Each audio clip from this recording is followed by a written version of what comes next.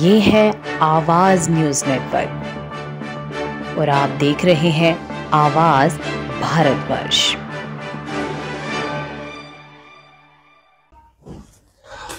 आप सबका अभिनंदन है। पहले तो प्रेस वालों से हमारा निरंतर मिलना होता था, लेकिन अब कम मिलना होता है। इस बहाने आपसे मिलना हुआ। This I am representing this Bhagat Bank Shareholder Forum. This forum was organized to protect the interest of the shareholders as well as the depositor of the bank. आप सब लोगों के संज्ञान में है कि ये बैंक की आज हालात क्या है। अब हमारी जानकारी के मुताबिक ये है कि भाई बहुत सी बातें आ रही हैं, लेकिन अब जो तत्कालीन जो जरूरत पड़ी हमें आपसे मिलने के लिए और अपना व्यू पॉइंट इस बैंक के शेयर होल्डर्स को, डिपॉजिटर्स को, अथॉरिटीज को, सरकार को बताने की जरूरत पड़ी। लेटेस्ट बात यह है कि रिजर्व बैंक ऑफ इंडिया ने इनके ऊपर और रिस्ट्रिक्शंस कड़ी कर दी है। वैसे तो ये बैंक 2018 से under Saif of the RBI चला आ रहा है। इनको ना तो एडवांस करने का अधिकार है और बहुत से इनकी शक्तियों को जो है छीन लिया गया है। लेकिन अब जो मौजूदा नई डेवलपमेंट है, उस डेवलपमेंट के अनुसार से अब कोई भी डिपॉजिटर, भले उसके पास उसके 10 लाख जमा है या 15 लाख जमा है, he is eligible to withdraw only 10,000 rupees, जो आपके अच्छी भलाते संज्ञान में है।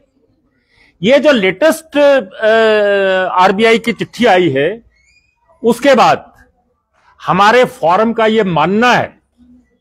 आ जाइए पाल साहब, आ जाइए please.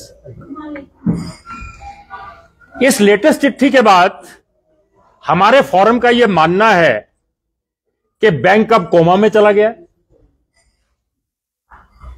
And it's on ventilator. और हमारी ये मांग है कि अब ये तुरंत सरकार का जो इंटरवेंशन है, हस्तक्षेप है, वो इसमें होना चाहिए। और जो ये वेंटिलेटर पे गया है, उसके लिए मैं आपको स्पष्ट कर दूं, इसके लिए जिम्मेवार है बैंक प्रबंधन का कुप्रबंधन। It was a altogether mismanaged bank.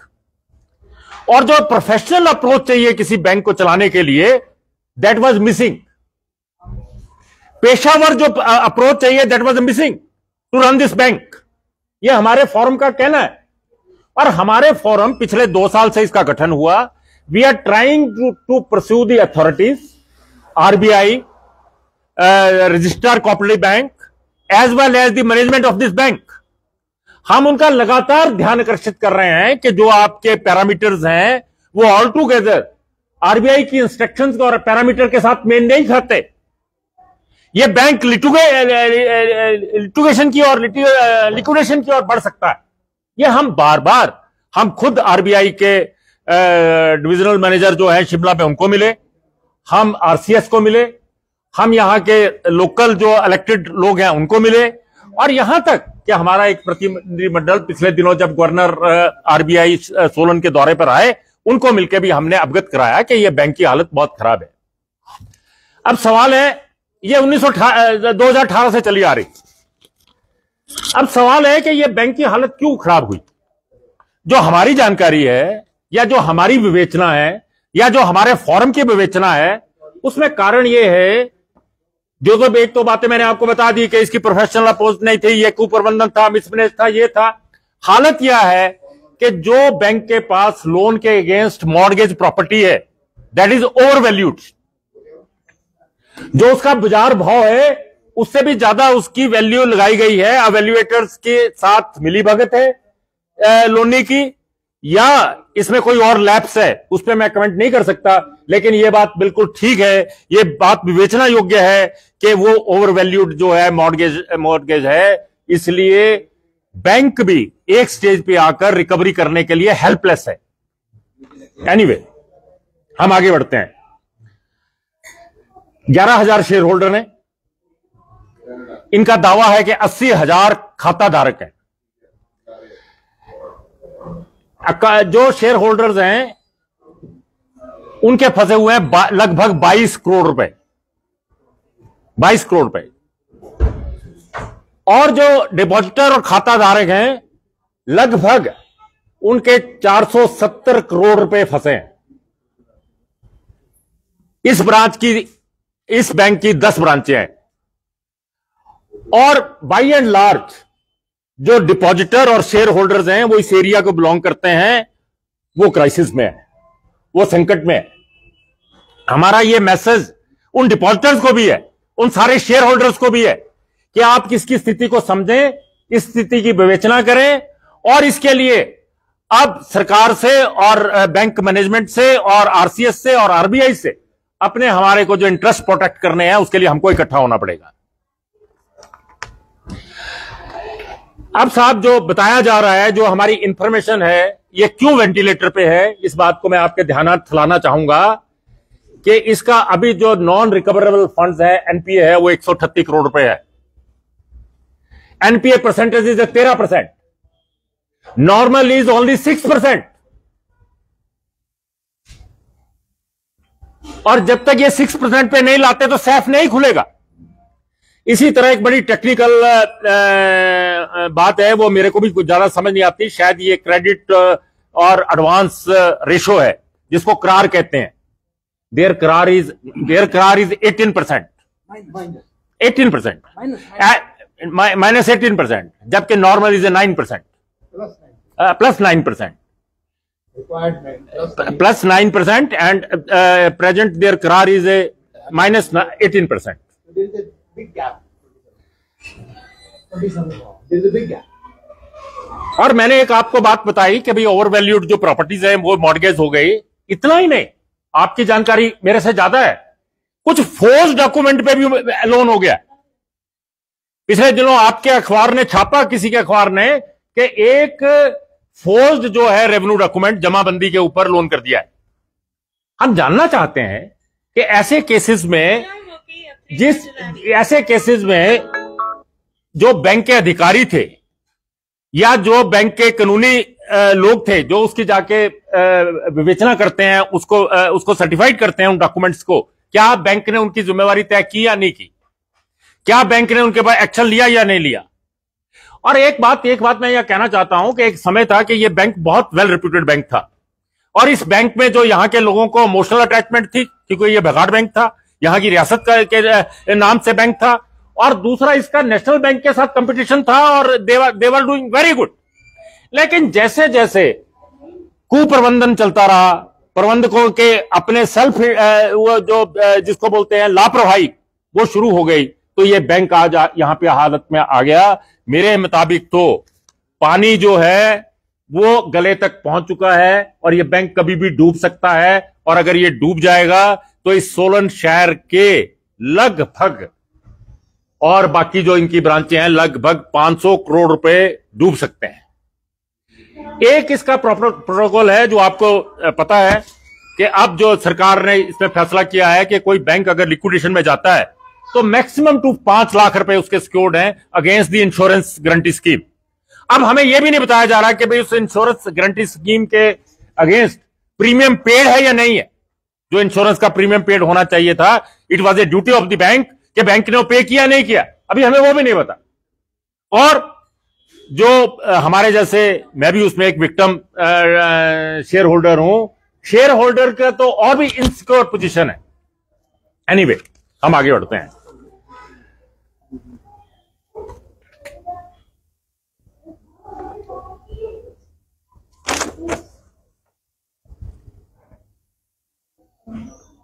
हमारा यह मानना है और हम जल्दी हम लिस्ट प्रिकोर कर रहे हैं कि जो लोग डिफॉल्टर हैं, और नेक्स्ट बार जब हम आपको मिलेंगे, क्योंकि बैंक तो उनके नाम जनता को नहीं बताता, लेकिन we decided to reach their name, list of the 50 chronic defaulters.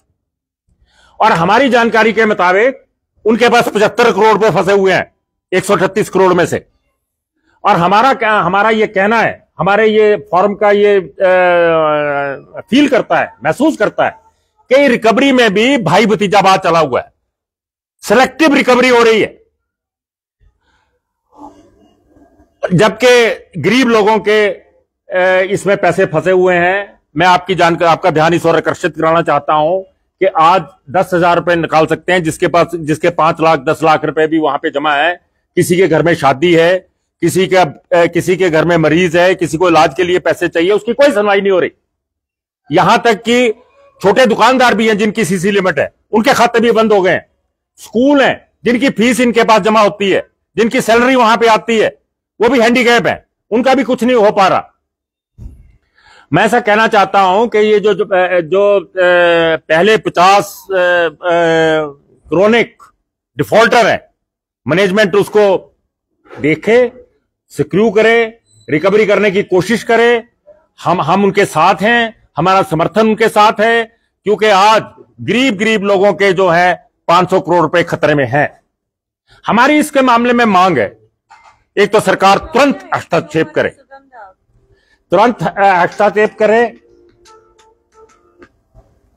तुरंत इसमें इंटरवेंशन करे, और सरकार इस प्रपोजल को एग्जामिन करे कि इस बैंक का किसी दूसरे बैंक, कोऑपरेटिव बैंक में मर्जर हो सके। इसमें बहुत से घपले हैं, बहुत से लोग रिस्पॉन्सिबल हैं बैंक को यहां पहुंचाने के लिए। उसके लिए हमारी सरकार से मांग है कि एक एसआईटी का गठन किया जाए और इसकी थारो सिविल एंगल और क्रिमिनल एंगल से जांच की जाए। हमारी यह भी मांग है कि बैंक तुरंत ओवरड्यू जो एजीएम है उसकी मीटिंग करे और बैंक के सारे हालात जो हैं वो शेयर होल्डर से अवगत कराए, और वो फॉर्म हमारे को मुहैया कराया जाए ताकि हम अपने सुझाव उनको बता सकें और उनकी बात सुन सकें। एक विचार विमर्श के बाद इस समस्या का कोई ना कोई हल निकाल सकें। इसलिए हम मांग करते हैं कि एजीएम तुरंत बुलाई जाए। हमारा यह भी मांग है कि अगर इस लोकल बोर्ड ऑफ मैनेजमेंट की यही लचर वर्किंग रह गई तो सरकार या आरबीआई या आरसीएस तुरंत यहां पर एक कॉम्पिटेंट एडमिनिस्ट्रेटर को अपॉइंट करे, क्योंकि जो पॉलिटिकल बैकग्राउंड के इलेक्टेड डायरेक्टर्स और बोर्ड मैनेजमेंट है, उनकी कई लिमिटेशन हो सकती है रिकवरी करने के लिए। मैं उस पर कमेंट नहीं करना चाहता, मैं टिप्पणी नहीं करना चाहता उस पर, लेकिन हो सकती है। मैं एज ए दिस बैकग्राउंड के मैं ये मानता हूं कि उनकी कुछ लिमिटेशंस हैं, इसलिए यहां पे एडमिनिस्ट्रेटर जो है तुरंत अपॉइंट किया जाए। हमारा यह भी सरकार से मांग है कि भाई सरकार इसके 50 करोड़ रुपए के शेयर खरीद ले तो ये बैंक जो है बेल आउट हो सकता है। और इसी प्रकार बेल आउट करने के लिए आपको मैं स्मरण कराना चाहता हूं कि बंबई में Punjab Maharashtra cooperative bank liquidation की ओर बढ़ रहा था। शेयर होल्डर्स के पैसे डूब रहे थे, डिपॉजिटर के पैसे डूब रहे थे। महाराष्ट्र गवर्नमेंट ने उनके शेयर में मनी डाली और उसको बेल आउट किया। इसी प्रकार दो आई एम नॉट श्योर, मुझे बताया गया है कि एक बार मंडी कोऑपरेटिव अर्बन बैंक भी लिक्विडेशन की ओर बढ़ रहा था और तत्कालीन मुख्यमंत्री वीरभद्र सिंह जी ने भी उसमें इंटरवेंशन करके उसको बेल आउट किया था। उसी लाइंस पे, उसी आधार पर हम सरकार से मांग करते हैं कि भाई ये लिक्विडेशन के बाद यहां पे गरीब लोगों का पैसा इसमें मर जाएगा, तो सरकार तुरंत इसके लिए कोई ना कोई पैकेज लेके आए और इसको बेल आउट करने की कोशिश करे। अंतिम बात मैं आपसे कहना चाहता हूं, फिर आप जो मेरे से पूछना चाहेंगे यू आर मोस्ट वेलकम। मैं ये कहना चाहता हूं कि भाई सहकारिता बैंक में एक क्लॉज है, वहां के जो असिस्टेंट रजिस्ट्रार है या रजिस्ट्रार है उसके पास ये पावर्स हैं कि जो विलफुल डिफॉल्टर है, जो क्रॉनिक डिफॉल्टर है, उसको जेल भेजा जा सकता है। he can order to send them for a civil imprisonment। तो हम ये कहते हैं कि उनको एक प्रॉपर नोटिस देके अगर तब भी ये रिकवरी नहीं होती तो तुरंत इस पे कार्रवाई होनी चाहिए, क्योंकि इसमें गरीब लोगों का एट स्टेक है। अब कोई चारा नहीं रहा, कोई विकल्प नहीं रहा। जो अंतिम अब ये बैंक जो है वैसे तो कहते हैं कि भाई वेंटिलेटर से बहुत कम मरीज वापस लौटते हैं, परसेंटेज इज वेरी लो, लेकिन we are hopeful, we are hoping against hope कि शायद ये भी जो 5-7% लोग लौटते हैं उसमें ये बैंक भी लौट आए। और इसके लिए हम कहना चाहते हैं यहाँ का जो प्रबंधन है कि हमारा उनसे कोई द्वेष भाव नहीं है। हम प्रबंधन को सहयोग करना चाहते हैं। हमने प्रबंधन का सहयोग किया है। हमने जाके जो रिकवरी के केस थे वो डिप्टी कमिश्नर ऑफिस में जाके परस्यू किए, हमने एआरओ के ऑफिस में जाके परस्यू किए, हमने जो इनकी बातें थी वो आरबीआई तक पहुंचाई, हमने इनकी बातें आरसीएस तक पहुंचाई। हमने अपनी तरफ से 2 साल से हम लगातार सहयोग कर रहे हैं, लेकिन अल्टीमेटली अब ये पोजीशन आ गई कि हम बहुत ज्यादा चिंतित हैं अपने अपने हार्ड अर्न्ड मनी के लिए, और हम उन गरीब लोगों के भी चिंतित हैं जिन्होंने डिपॉजिट कराए और इस बैंक पे विश्वास किया। अब उनका विश्वास को बनाए रखने के लिए सरकार को, बैंक प्रबंधन को, आरबीआई को और आरसीएस को तुरंत एक्शन में आना चाहिए, ये हमारी मांग है। सर, बैंक को इस हालत तक पहुंचाने के जिम्मेवार कौन है? हाँ जी, इसके जिम्मेवार कौन है? जिम्मेवार का आपने प्रश्न बड़ा अच्छा किया। प्रिमिनरी जिम्मेवारी तो है बोर्ड ऑफ मैनेजमेंट की, स्टाफ की, लेकिन 2 बड़े अदारे इस जिम्मेवारी से बच नहीं सकते, एक रजिस्ट्रार कोऑपरेटिव्स और एक आरबीआई। हमने इसमें पैसा इसलिए लगाया, शेयर इसलिए खरीदे जब हमें पता था कि इसकी मॉनिटरिंग आरसीएस करता है और आरबीआई करती है। They miserably failed to monitor at the right time, to take the action at right time. इसमें लगातार आरसीएस के भी ऑडिट होते हैं, लगातार आरबीआई भी ऑडिट करती है, उनकी टीम आती है। तो वेयर वर दे? 2018 से लेकर 2025 तक आज 7 साल हो गए। जो आज सारा कुछ एक्शन हो रहा है उस वक्त ये क्यों नहीं हुआ? और 7 साल के बाद उन्होंने, अगर इस बैंक की ये हालत थी, why they allowed election of this board? आपने उसको क्लीन चिट देके ही आपने दोबारा एक ड्यूली इलेक्टेड बोर्ड को सौंप दिया इसका मैनेजमेंट। तो मैंने तो ये बात मैं आपसे शेयर करता हूं, ये बात मैंने जो उनका डिविजनल मैनेजर है उसको भी कही, आरबीआई को, कि साहब आप एक्शन ले रहे हो, बिल्कुल ठीक बात है, लेकिन आप भी नैतिक मॉरल जिम्मेवारी से बच नहीं सकते, क्योंकि you are the brand ambassador of this bank. क्योंकि हमें पता था कि भाई आप क्या कहते हुए इसकी मॉनिटरिंग कर रहे हैं और आरसीएस भी मॉनिटरिंग कर रहा है, वो कैसे इस जिम्मेवारी से बच सकते हैं? मेरा सवाल है कि रिजर्व बैंक ऑफ इंडिया 10,000 की पाबंदी करेगी, इसके ऊपर आपकी काफी देख रहे हैं, और ये पाबंदी तब तक नहीं हटेगी, आपको भी पता है कि जब तक एनपीएस डाउन नहीं होता। और 138 करोड़ रुपया है, जैसे आपने बताया कि 72 करोड़ उनके बाद फंसा हुआ है, और उम्मीद उनकी कोई लग नहीं रहा है कि उससे पैसे की रिकवरी होगी, अगर होती तो 184 करोड़ के साथ ही हो जाएगी। तो आपने लिखा भी है। हाँ, तो कहीं ना कहीं लगता नहीं है कि सारी मिलीभगत ऊपर से नीचे तक चली हुई थी। अब ऐसा है कि we are not in position to comment on your query, लेकिन ये बात सही है कि जो आप कह रहे हो मैं उससे बिल्कुल पूरी तरह सहमत हूं कि अब ये ऐसा लगता है हमें, हम वैसे चाहते तो नहीं ऐसा हो जाए, क्योंकि हम तो होपफुल है कि हमारा पैसा मिले, ये डेड एंड पे आके पहुंच गया। इसके लिए बड़ा ही एक्शन करना पड़ेगा, ये सड़क को खोलना पड़ेगा, और इसके लिए हमारे रेस्क्यू पे आ सकती है सरकार ओनली, गवर्नमेंट ओनली। अब इस मैनेजमेंट के बस की हमारे को लगती नहीं बात, मैं इस बात से आपसे सहमत हूं, क्योंकि आप बिल्कुल ठीक कह रहे हैं कि अगर ये जो क्रॉनिक केसेस हैं, अगर ये रिकवरेबल होते, ये 184 के साथ 184 करोड़ जो इन्होंने किया इकट्ठा, उसके साथ ही हो जाते। अब ये डेड एंड है, ये लास्ट जो है ना बची हुई खुरचन है, जो वो किसी काम की नहीं होती। कढ़ाई में भी जब सब कुछ निकाल लेता है खुरचन बच जाती है, वो किसी काम की नहीं होती, ये खुरचन रह गई। अब क्या करें इसमें? और इसके बहुत सी कहानियां हैं कि भाई क्यों ये डिफॉल्ट हो रहा है और कैसे डिफॉल्ट हो रहा है। आप सरकार की बात कर रहे हैं, 2018 में सैफ लग गया था कि आप लोन नहीं कर सकते। उस समय की जो कमेटी थी और एक नॉमिनेट कमेटी भी बनी थी, जब लॉनिंग बंद हो गई थी उसके बावजूद उन लोगों ने लोन दिए। 2018 जब बंद हो गया था उसके बाद भी तो बैंक ने लॉनिंग करी, तो क्या उस समय की जो बोर्ड ऑफ मैनेजमेंट है क्या वो जिम्मेदार नहीं? बिल्कुल जिम्मेवार है। मैं इसीलिए हम लोग कह रहे हैं कि एक एसआईटी का गठन हो जो इसको सिविल एंगल से भी इन्वेस्टिगेट करे और क्रिमिनल एंगल से भी इन्वेस्टिगेट करे, और नॉट फ्रॉम टुडे, फ्रॉम 2018 से करे। आपकी बात बिल्कुल सही है, और उसका हल ही है कि भाई इसकी एक थारो इन्वेस्टिगेशन हो थ्रू एसआईटी, और both the angle, criminal angle as well as civil angle. Sir, आपका क्या मानना है कि साल 2018 के बाद ही घपले शुरू हुए, उससे पहले?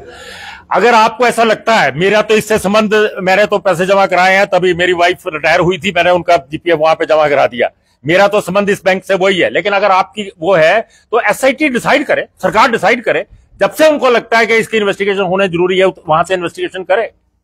और ये बात देखो, हमारे को तो कोई एसेस है नहीं बैंक के कागजों की, ना हमारे को बताते हैं वो समझ, हालांकि we are supporting them, we are helping them, लेकिन उनको लगता है कि वी आर पार्टी, इसलिए हम इनके खिलाफ कह रहे हैं। हमने आज तक नहीं खिलाफ किया, हमने इस बात से भी संयम बरता, हालांकि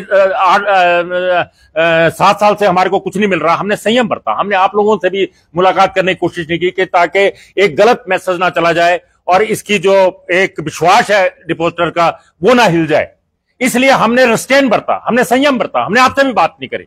लेकिन आज जो है पानी सिर से ऊपर जाने वाला है और सारे बात खत्म हो गए, ऑल डोर्स आर क्लोज्ड। कहीं ना कहीं सरकार भी जिम्मेवार है, क्योंकि कई केस जो रिकवरी के हैं ARO के पास फंसे हुए हैं, एग्रीकल्चर लैंड का बताते हैं PRT के पास नहीं जाता, तो वहां पर भी सेटल हो रहे हैं, सब DC के पास है, और BRT में बता रहे हैं कि आधे से ज्यादा मामले से। बिल्कुल ठीक बात है कि भाई बड़े लंबे से फाइलों में मैं और ये साहब अपने चीफ इंजीनियर साहब हैं रिटायर्ड गुप्ता जी, और आप थे पता नहीं उस दिन, हम वहां गए शिमला में, एक 5 करोड़ रुपए की रिकवरी को एक अर्की के आदमी की, डिविजनल कमिश्नर क्या, वो फाइल ऐसे पड़ी हुई थी जैसे रद्दी नहीं रखते फाइलें अपने उसमें, तो हमने वो ढूंढाई, उसमें वो धूल पड़ी हुई थी, धूल साफ करके वो असिस्टेंट कमिश्नर साहब को पुटअप कराई और उसके बाद वहां बैठ के क्लियर करवा के आए। अब चाहिए जिस बैंक का 5 करोड़ रुपए की फाइल ऐसे फंसी हुई है और BOD के लोग, डायरेक्टर्स और चेयरमैन, वो they are not bothered about it, तो क्या करें। और फिर ये भी बात ठीक है कि इन ऑफिसों में without the influence of political influence ये डिले नहीं हो सकती थी। सर इसमें अब क्या आम लोगों का पैसा सेफ भी है या नहीं? अरे साहब, हम तो इसीलिए उनको ये मैसेज दे रहे हैं कि अगर हम अपनी लड़ाई नहीं लड़ेंगे ये पैसा डूब सकता है। हमारा स्पष्ट संदेश है सभी डिपॉजिटर को और शेयर होल्डर्स को कि 2018 से आप बता रहे हैं कि 2018 से इस तरह का नहीं, वो इसलिए बता रहे हैं कि 2018 के बाद जो शेयर होल्डर्स को AGM के बाद डिविडेंड मिलता था वो डिविडेंड नहीं मिला। देखिए बात ऐसी है ना, वो डिविडेंड मिलना बंद हो गया, तब हम तो उसी से मानेंगे। आज तक तो हमारे को हर साल डिविडेंड मिलता था, कभी 15% भी मिला, फिर 12% मिला, फिर 10% मिला, लेकिन 2018 के बाद कोई डिविडेंड नहीं मिला। 2018 के बाद ना, दिसंबर 2018 हाँ 2025 हो गया, अभी क्यों RBI ने इस तरह का एक्शन लिया है? नहीं, अब उन्होंने क्या किया, एक जबरदस्त प्रोटोकॉल है RBI का, जो हमने बात समझी है उनकी। RBI का एक जबरदस्त प्रोटोकॉल है, वो स्टेप बाय स्टेप इनको चेतावनी देते हैं, स्टेप बाय स्टेप इनको वार्निंग देते हैं। पहले फेज में उन्होंने तुरंत 2018 के बाद इनके ऊपर एडवांस करने के लिए बैन लगा दिया, और इसकी भी जो सैफ है, जो हमने जानकारी प्राप्त की है, वो 3 तरह का सैफ है, ABC, they falls under the last category, C category में फॉल करते हैं ये, तो बाकियों में किस तरह का एडवांस वो अलाउ कर देते हैं, किसी में थोड़ा, किसी में ज्यादा, A B में, लेकिन ये C कैटेगरी में हो गया।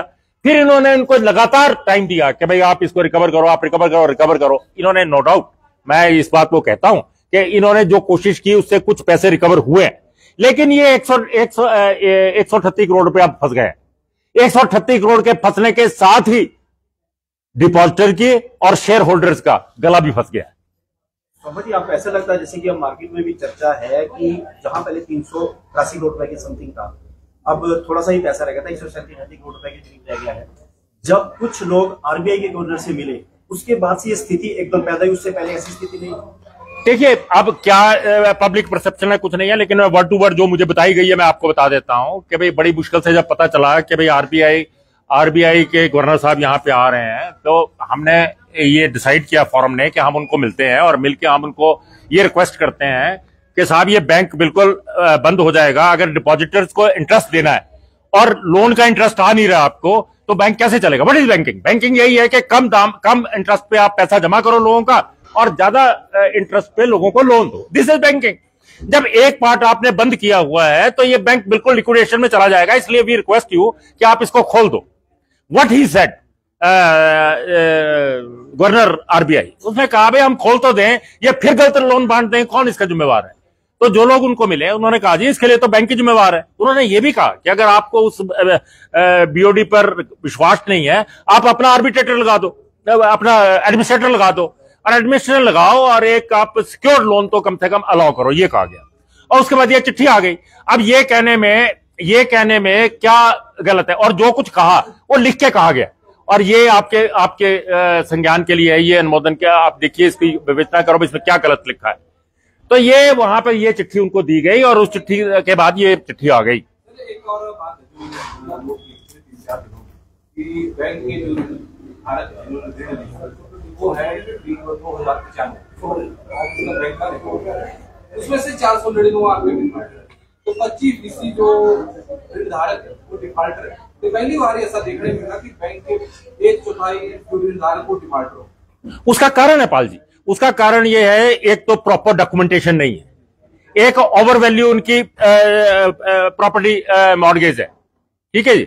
जबकि लॉ ये कहता है कि आप, एग्जैक्ट तो नहीं मुझे पता, लेकिन मेरे हिसाब में मेरी जो कॉमन सेंस कहती है कम से कम डबल प्रॉपर्टी आपके पास मॉर्गेज होनी चाहिए। अगर आपने 10 लाख दिया है तो कम से कम 20 लाख की आपको प्रॉपर्टी मॉर्गेज होनी चाहिए। इनके पास तो कई प्रॉपर्टीज 5 लाख की हैं। अच्छा, फिर क्या होता है, आप तो बहुत जानकार हैं इस बात के, कभी भी जो नेशनलाइज्ड बैंक है जल्दी जल्दी मुश्तरका जमीन में जिसमें मुश्तरका आपका शेयर है उसको नहीं करता mortgage. They try to avoid it कि भाई मुश्तरका जमीन की कैसे करें। मान लीजिए किसी की आपने जमीन मुश्तरका कर दी और उसमें साले 32 उसमें मुश्तरका पार्टनर हैं, वो कैसे बिकेगी जगह और कैसे नीलाम होगी। ये इस तरह की बहुत सी टेक्निकल जो प्रॉब्लम्स है ना जी, उसके कारण ये यू आर राइट कि 1/4 आपके डिफॉल्टर है तो कैसा बैंकिंग लोन दिया जा रहा था। You are very right.